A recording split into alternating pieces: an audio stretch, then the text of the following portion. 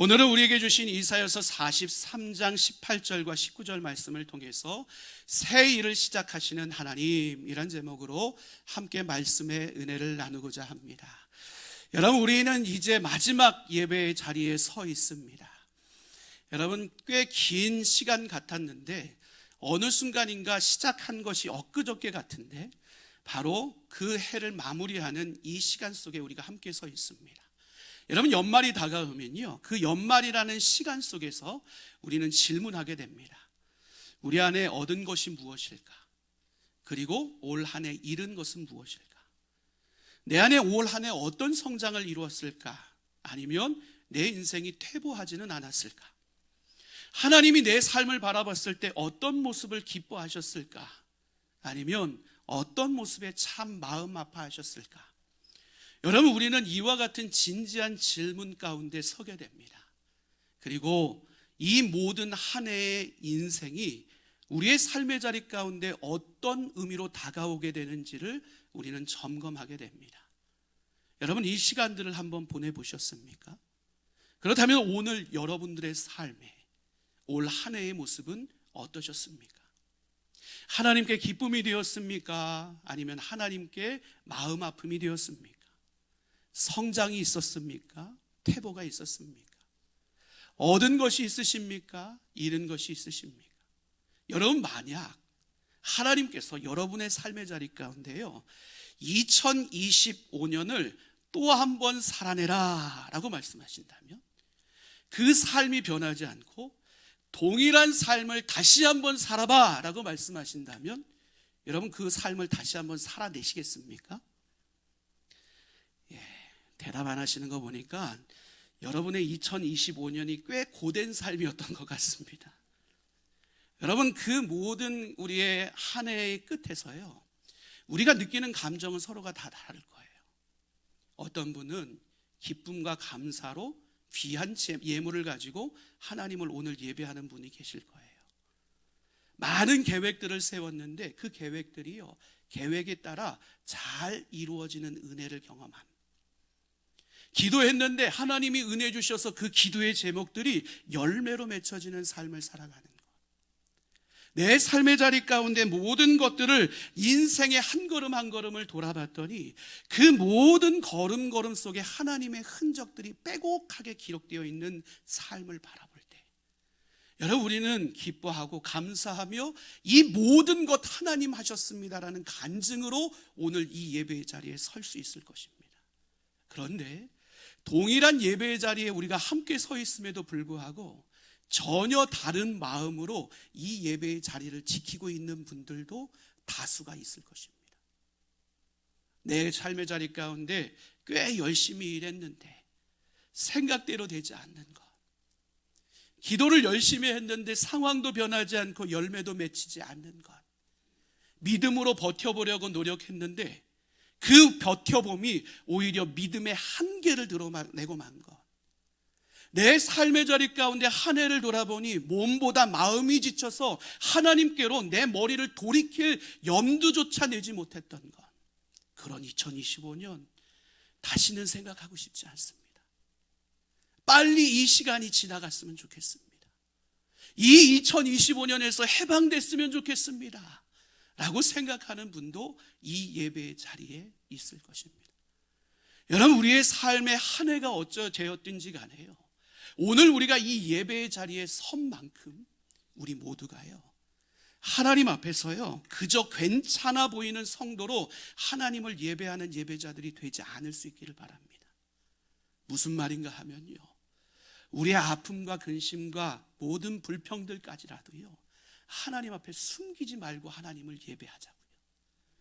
우리의 애씀으로 포장하는 것이 아니라 우리의 있는 모습 그대로의 2025년을 하나님 앞에 올려드리며 예배할 수 있었으면 참 좋겠습니다. 왜요? 하나님은요 우리의 애씀을 알고 계세요. 하나님은 우리의 참고 인내함도 알고 계세요. 때로는 우리의 마음이 무너지고 삶의 무너짐도 하나님은 모든 것을 알고 계시는 전능하신 하나님이시라고요. 하나님은 누구에게도 말하지 못하는 눈물로 밤을 지새웠던 우리의 삶을 기억하고 계세요. 말을 할 수 없어서 깊은 한숨만 내뱉었던 그 모든 상황들도 하나님은 기억하고 계십니다. 혼자 스스로 감내해야했던 수많은 두려움의 현장들, 하나님은 모든 것을 기억하고 계신 하나님이십니다. 그 하나님은 우리를 정죄하기 위해 존재하시는 분이 아닙니다. 그 하나님은 오늘 우리를 위로하길 원하시고, 그 하나님은 오늘 우리를 격려하길 원하십니다. 그 모든 시간을 품어내신 하나님이 오늘 우리를 이 예배의 자리에 세우셨고, 오늘 우리에게 분명한 소망의 메시지를 전하고 있습니다. 하나님 뭐라고 말씀하세요? 보라, 내가 새 일을 행하리라. 보라, 내가 새 일을 행하리라. 여러분, 2025년이 고되셨습니까? 아픔이셨습니까? 어려움이셨습니까? 그 모든 것을 딛고 일어나 소망의 역사를 이루시는 그 하나님을 크게 바라보고 오늘도 소망 가운데 하나님을 예배할 수 있는 복된 예배자들이 되시기를 주님의 이름으로 간절히 축원합니다. 여러분, 사실 하나님께서 오늘 이 메시지를 이스라엘 백성들에게 전했을 때 이스라엘 백성들은 결코 행복하거나 형통한 삶을 살아가고 있을 때가 아니었습니다. 여러분, 우리가 앞선 대림절 기간 동안에도 이사야 말씀을 참 많이 언급했는데 그 이사야 말씀 속에서 배경적으로 살펴봤던 내용이 무엇이었어요? 이스라엘 백성들은 무너짐을 경험했고 그 무너짐을 통해서 어떤 기대도 발견할 수 없는 삶을 살아가고 있었다는 사실이에요. 나라가 무너졌습니다. 성전이 무너졌습니다. 백성들이 포로로 끌려갔습니다.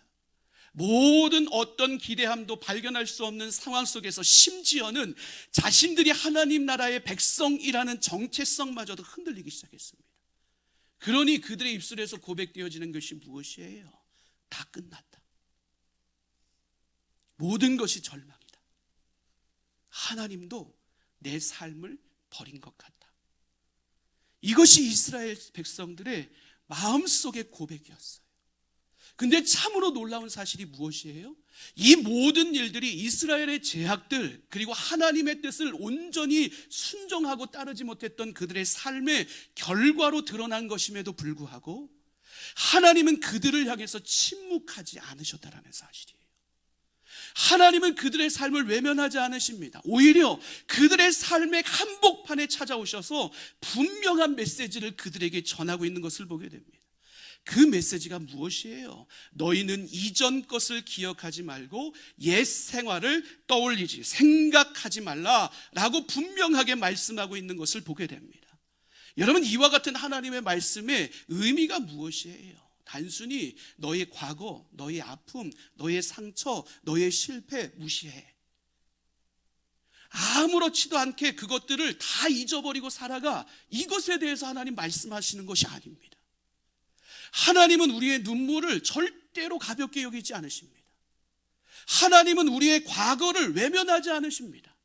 하나님은 우리의 실패와 상처도 모든 것을 기억하시는 하나님이십니다. 그 하나님은 누구보다도 그 아픔과 상처와 과거의 모든 것들을 깊이 있게 알고 계시고 우리의 삶을 공감하시는 분이십니다. 우리의 삶이 무너진 자리, 그래서 그 누구에게도 말할 수 없는 고통스러움 속에서 한숨을 내뱉으며 하나님 앞에 간절히 소망 가운데 기도하는 그 기도의 자리, 하나님은 그 기도의 자리를 외면하지 않으시고 그분의 시선을 우리에게서 절대로 떠나시지 않는 분이십니다.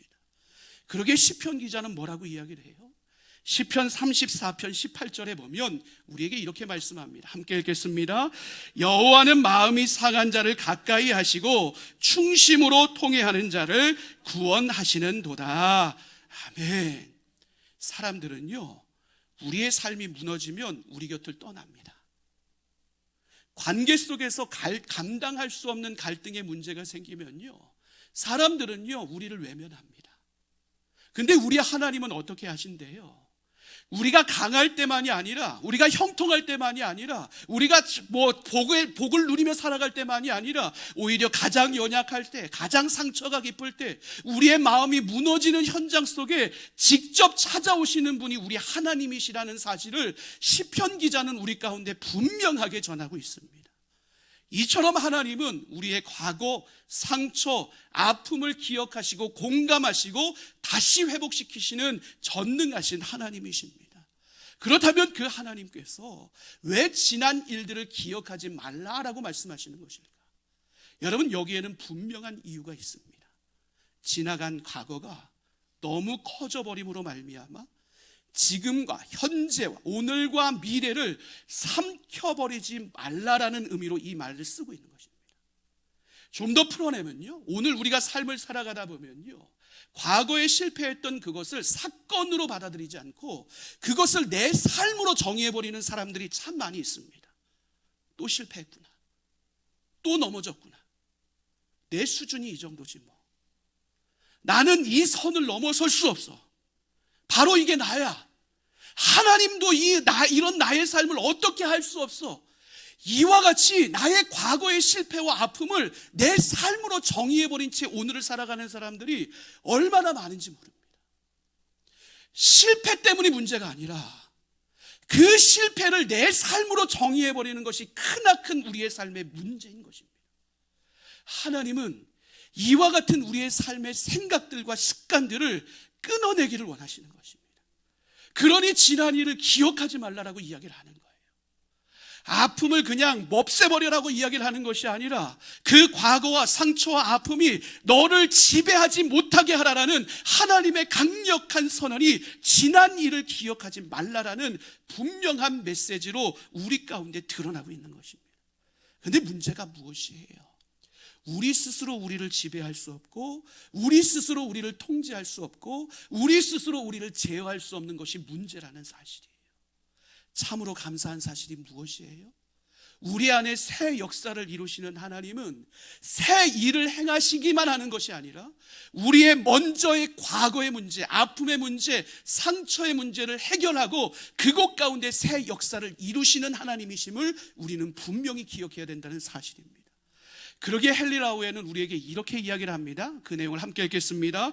우리의 상처는 하나님이 떠나신 증거가 아니라 하나님이 가장 깊이 일하시는 자리라. 여러분, 아멘이십니까? 하나님은 오늘 우리의 아픔의 자리에 참여하십니다. 하나님은 우리의 과거의 실패의 자리에 찾아오십니다. 하나님은 우리의 눈물의 자리에 찾아오십니다. 그리고 그곳에서 깊이 있게 역사하심으로 말미암아 우리의 모든 삶을 새롭게 회복시키시는 능력이 하나님이십니다. 여러분, 오늘 그렇기 때문에 오늘 우리의 실패가 우리의 이름이 되지 않음을 기억할 수 있어야 돼요. 우리의 아픔이 우리의 정체성이 아님에 대해서 우리는 기억할 수 있어야 된다고요. 올 한 해 우리가 수없이 흘렸던 그 눈물이 우리의 인생의 결론이 아님을 우리는 절대로 잊지 말아야 됩니다. 하나님은 우리의 과거를 부정하지 않으세요. 그런데 그 과거가 우리의 삶에 정이 내려지는 것을 막아서시는 분이십니다. 우리의 과거가 교훈이 되게 하시는 분이시지만 그 과거 때문에 새로운 삶을 시작하는 것에 장애물이 되는 것을 막아서시는 분이 우리 하나님이십니다.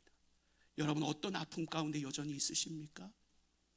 어떤 장애물이 여러분 앞에 새 길을 막아서고 있습니까? 어떤 과거의 상처, 실패, 그 쓴뿌리들이 여러분들을 막아서고 있습니까? 하나님은 오늘도 우리의 삶의 현장 속에 찾아오십니다. 그리고 그 모든 것을 딛고 일어나 소망의 발걸음을 걷게 하시는 분이 우리 하나님이십니다. 십자가의 능력 안에서 그 모든 아픔과 상처와 과거의 실패들을 딛고 일어날 수 있는 여러분들 되시기를 주님의 이름으로 간절히 축원합니다. 하나님의 능력을 소망하고 그분의 치유의 손길을 붙잡음으로 말미암아 2025년을 마무리하는 우리가 다시 한번 과거에 묶여서 2026년을 향해 나아가는 것이 아니라 그 아픔과 상처에 지배당하며 2026년을 향해 나아가는 것이 아니라 그 모든 것을 회복하고 다시 세워 소망 가운데 새 일을 행하시는 하나님과 발걸음을 맞추어 새로운 걸음을 걸어갈 수 있는 복된 예배자들이 될 수 있기를 주님의 이름으로 간절히 축원합니다. 여러분, 오늘 우리가 이것을 꿈꿀 수 있는 분명한 이유가 있습니다. 그 이유가 무엇이에요? 하나님은 이미 우리 안에 새 일을 시작하셨기 때문에 그렇습니다. 그 내용이 바로 19절입니다. 우리 19절 말씀 함께 읽겠습니다. 보라, 내가 새 일을 행하리니 이제 나타낼 것이라 너희가 그것을 알지 못하겠느냐? 반드시 내가 광야의 길을 사막의 강을 내리니.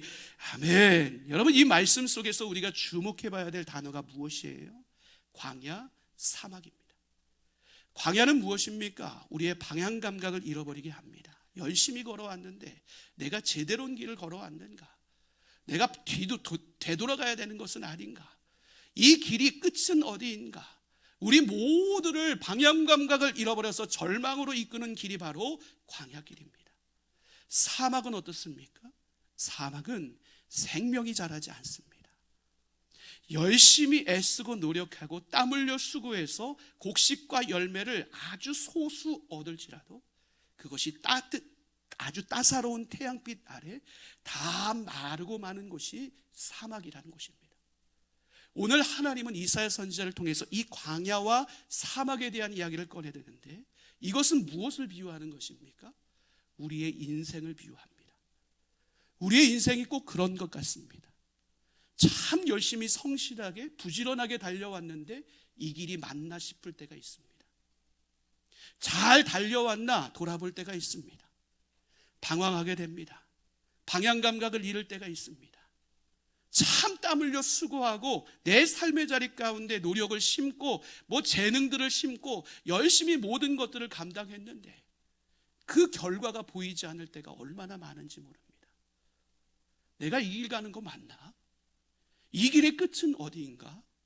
이 질문들이 끊임없이 올라오는 그 삶의 자리, 여러분, 그 삶의 자리가 바로 우리 인생의 광야요, 그리고 또한 우리 인생의 사망임을 발견하게 됩니다.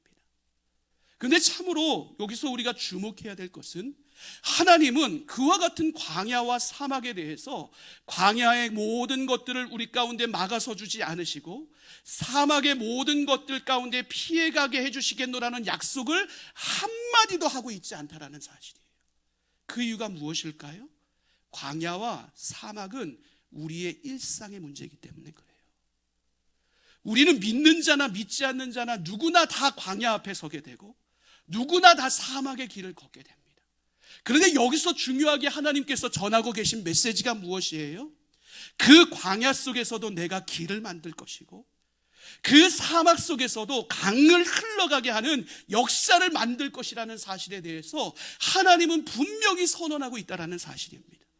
무엇을 의미하는 거예요? 하나님은 우리의 일상 속에서 자연스럽게 펼쳐지는 일들을 바라보시지만 바라보시고 외면하는 것이 아니라 그 일상 속에 들어오셔서 우리의 한숨과 고통과 아픔을 새롭게 하시고 새 길의 역사를 만들어내시는 전능하신 하나님이심에 대해서 이 메시지를 통해서 우리 가운데 분명히 전하고 있는 것입니다. 그러기에 오늘 우리가 걷는 광야길은요, 단순한 한숨의 길이 아니라 하나님의 역사가 빛나는 우리의 삶의 현장이 될 수 있음을 우리는 소망 가운데 바라볼 수 있어야 됩니다. 여러분, 성경의 역사를 통해서 우리가 그것을 확인하지 않습니까? 여러분, 성경의 주된 역사들은요 다 광야를 통해서 펼쳐집니다. 이스라엘 백성들이 출애굽했어요. 그 출애굽의 여정의 주 무대는 광야입니다. 그들은 광야에서 훈련됐고 광야에서 성장했고 광야에서 성숙했고 광야를 거쳐서 비로소 축복의 땅 가나안 땅에 들어갈 수 있었습니다. 그들을 이끌었던 모세는 어땠습니까? 애굽의 문화로 철저히 무장됐습니다. 즉 세속의 가치가 그의 삶에 가득 차 있었습니다. 그 모든 때를 벗겨냈던 자리가 어디였어요? 미디안 광야였습니다. 그는 그곳에서 겸손한 자가 됐습니다. 그는 그곳에서 리더십을 소유할 수 있는 은혜를 누릴 수 있게 되었습니다. 다윗의 인생은 어땠습니까? 사울에게 쫓겨다니는 모든 과정이 광야에서 일어났습니다. 그 광야 속에서 그는 낮아질 대로 낮아졌고 겸손함을 회복했고 하나님의 마음과 일치되어지는 삶으로 하나님의 사명을 감당할 수 있는 준비된 자로 그의 삶이 세워졌던 것을 보게 됩니다. 엘리야가 우상을 숭배하는 자들과 싸움을 펼쳐냈어요. 승리했음에도 불구하고 그는 번아웃 됐습니다. 그 번아웃된 자리를 다시 세우셨던 자리는 어디였어요? 광야 한복판이었어요. 하나님은 그를 광야 속에서 위로하셨고 격려하셨고 다시 세우셨고 분명한 비전을 보여주심으로 말미암아 그로 하여금 끝까지 사명 감당하게 했습니다. 무엇보다도 예수님의 공생의 시작은 무엇으로부터 시작됐어요? 광야로부터 시작됐습니다. 예수님은 그곳 가운데서 하나님의 마음을 더욱더 깊이 이해했고 하나님이 보여주신 그 생명의 길을 믿음으로 걸어내는 그와 같은 모습을 우리 가운데 보여주셨습니다. 하나님은 광야 속에 길이 없는 곳에 길을 열어내셨고 생명력이 없는 곳에 강을 풍성히 흘러넘치게 하여 주심으로 말미암아 모든 믿음의 사람들을 세워내셨고 그곳 가운데 새 역사를 이루심으로 말미암아 이 땅 가운데 하나님의 영광을 드러내신 하나님이심을 우리 역시도 분명히 기억할 수 있어야 된다는 사실입니다. 오늘 여러분이 광야길을 걷고 있습니까? 여러분, 그것은요 하나님이 침묵하고 계시는 증거가 아니에요. 하나님이 오늘 여러분 안에 위대한 일을 이루시기로 작정하셨다는 분명한 증거입니다. 광야는 길이 없는 자리가 아니라 하나님께서 길을 열어내시는 분명한 자리임을 우리는 절대로 잊지 말아야 됩니다. 그 길이 지금 당장 보이지 않을 수 있어요. 그 강의 흘러넘침이 우리의 눈에 우리의 마음에 느껴지지 않을 수 있다라고요.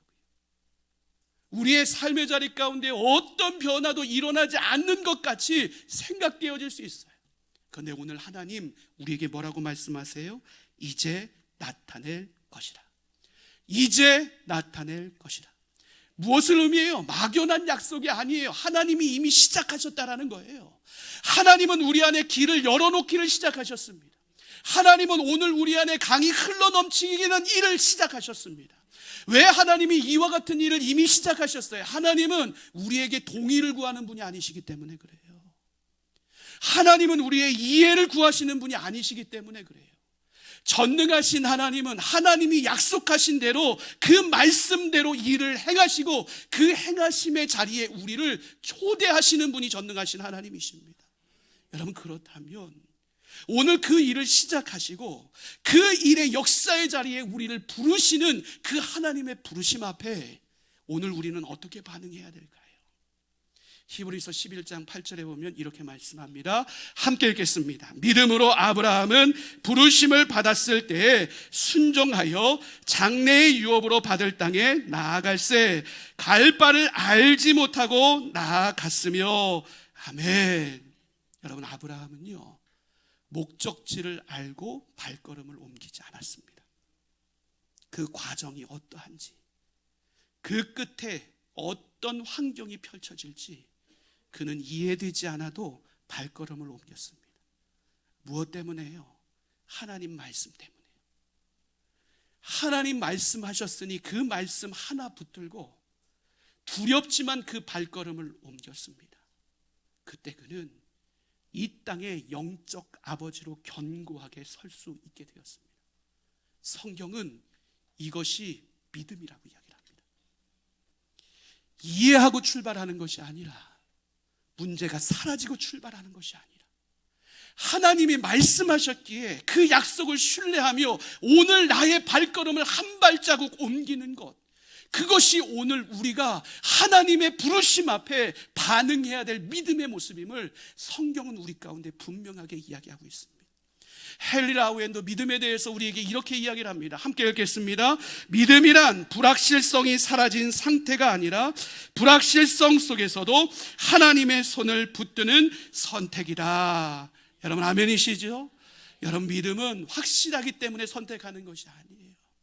불확실할지라도 하나님의 전능하신 손을 절대로 놓지 않기로 선택하는 것, 여러분, 이것이 믿음입니다. 믿음은 결과가 중요하지 않습니다. 믿음은 과정이 중요하지 않습니다. 하나님의 말씀만이 중요하고 그 말씀에 순종하는 우리의 결단이 중요한 것입니다. 오늘 우리가 결단하고 순종하며 나아갈 때 우리는 반드시 하나님이 일하고 계시고 우리를 부르시는 그 하나님의 새 역사에 동참하는 은혜의 주인공으로 견고히 서게 될 것입니다. 여러분, 그러기에 이 믿음의 발걸음을 소유할 수 있는 저와 여러분의 삶이 될 수 있기를 주님의 이름으로 간절히 축원합니다. 여러분, 왜 우리가 이 믿음의 발걸음을 소유해야 됩니까? 우리의 삶이 여전히 풀리지 않는 문제 앞에 서 있기 때문에 그렇습니다.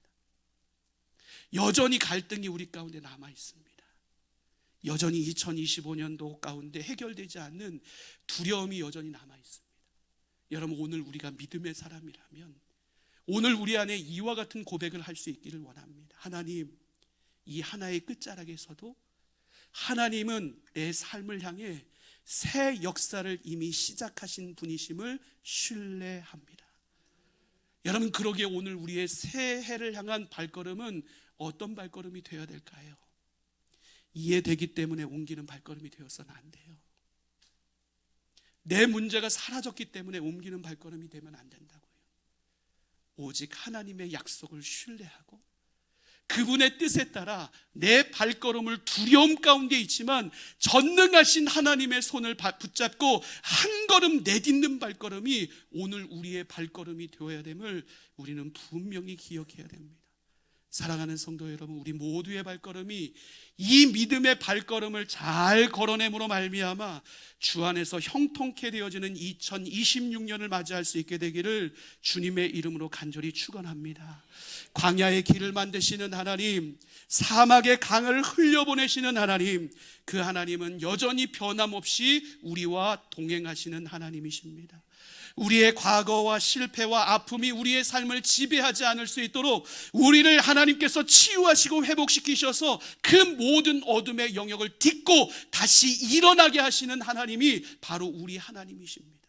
그 하나님 의지하시고 2025년 아직 해결하지 못한 부분들을 하나님 안에서 잘 해결할 수 있는 여러분들 되시기를 바랍니다. 그리고 새 역사를 시작하신 하나님을 믿음의 눈으로 바라보고 그분의 손을 꼭 붙잡고 한 걸음 한 걸음 주님과 동행함으로 말미암아 새 역사가 우리의 삶의 실자가 되게 하시는 하나님의 은혜를 풍성히 경험하는 저와 여러분의 2026년이 될 수 있기를 주님의 이름으로 간절히 축원합니다.